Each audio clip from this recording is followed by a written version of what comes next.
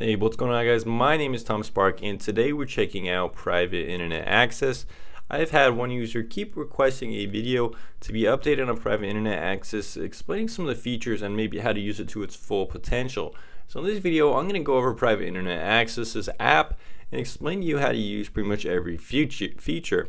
Now, it looks like private internet access has updated their app pretty recently, actually. It has a little bit of a nicer design, still keeping that same plain white, black, and green color scheme, but it does look a little bit minimalist and updated for 2018.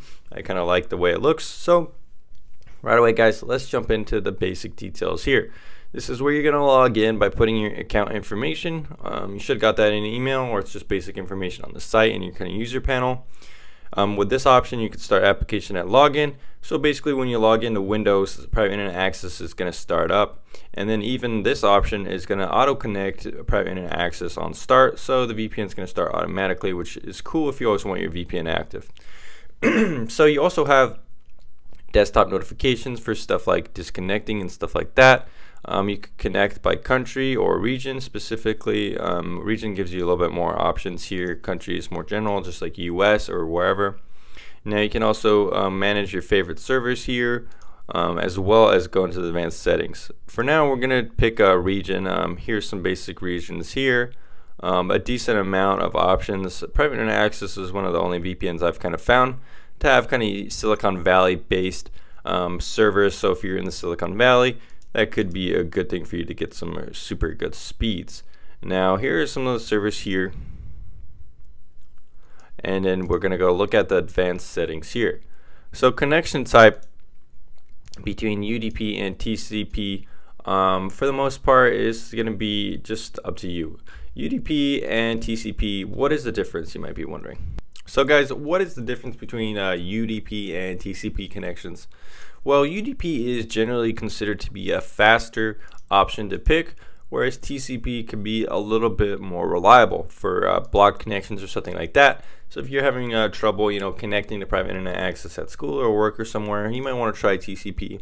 But if you're pretty confident it's going to connect, then UDP will probably be a decent option to use. So the remote port is set to auto by default, but you could change options here. Again, if you're having problems with private internet access, you could try to change some of these ports here and perhaps gain access to private internet access servers, and maybe if they're blocked. So you could play around with some of these servers here, or if you want to specify a specific port, you could do that as well. Now port forwarding, let's see here. So reading up on private internet access's website, they say that port forwarding could be a good option to use if you want to maybe perhaps optimize your torrent performance. If you pick this and then connect to one of the following servers, you can see the list of servers right behind me, right there. So perhaps if you're getting slow speeds, you might want to try one of these options here. Click port forwarding and connect to one of these servers nearby your location, and that could optimize your speeds. So moving on down the settings, we have PMMace. So this is going to be kind of an auto-enabled ad tracker and malware blocker. This is a pretty cool feature to have from a VPN. Not a lot of VPNs have this, but I do like private internet access for including this feature. This is good to use if you're browsing the internet and you don't want any of these things. Now the VPN kill switch is pretty cool. This looks like it's going to be an internet kill switch. Essentially what this does is if you turn it on and you turn the VPN off, it's pretty much going to disable your internet. I'm not going to turn it on right now just because you do have to kind of configure it there, and I don't want to turn my internet off. But this is good if you're one of those people who doesn't really want your internet to be active if you're not using a VPN. Maybe you're super strict with your privacy, maybe you just don't want anything leaking out. This is one of the best ways to do so. Not every VPN comes with a VPN kill switch as well, so I like to see that private internet access has it. I don't know why I keep doing that. DNS leak protection. This is going to be a good feature to have. Most VPNs nowadays do have DNS and IPv6 leak protection. This is going to prevent any IP leaks and stuff like that, or DNS leaks, while you're using a VPN. So ISPs or anyone else looking in can't really identify you from these kind of things, even if you do have your VPN active. So just keep those auto enabled. So moving on down the list, we do have use small packet feature, which pretty much, if you notice connection issues, this could improve some compatibility with the router or mobile networks.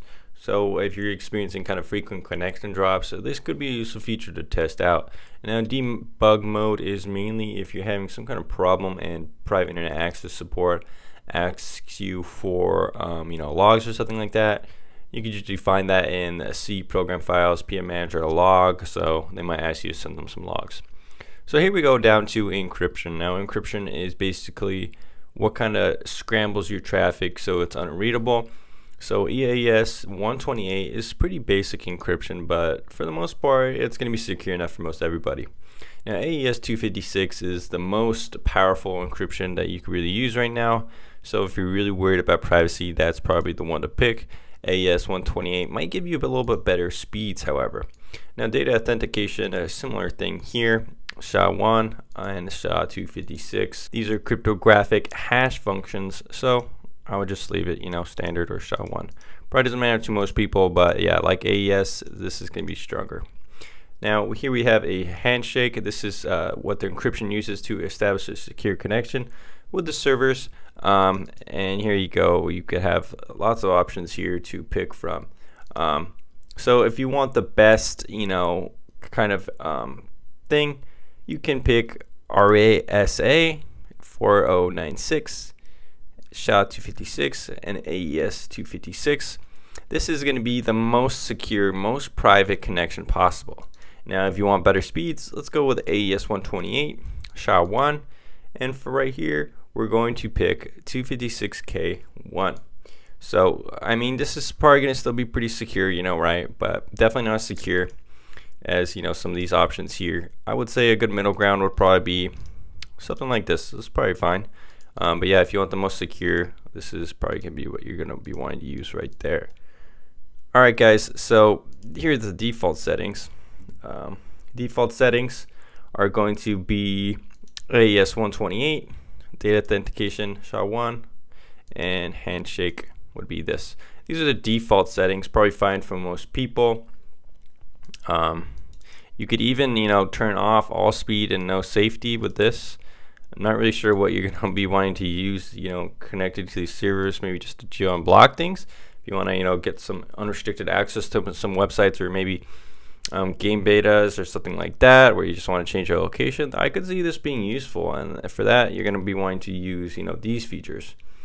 Now maximum protection I already showed you, but default settings probably fine for most people are going to be something like this.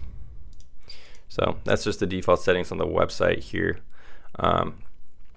So there you go. Anyways guys, that's about it for private internet access. They do have a good amount of settings here. Most noticeably, I like the private internet access mace. Kill switch works really well. Cool that you can change your encryption and stuff like this. Not many apps allow you to do this in a lot of ways. A lot of VPN apps don't give you these options. TorGuard VPN gives you these options, and private internet access. And the good speeds here are also worth noting. This is why private internet access is one of my favorite apps. It's also really affordable. If you want to check out private internet access, go ahead and click on the link and down in the description below, or check out the private internet access review on the channel. Anyways guys, I'll see you again on the next VPN video.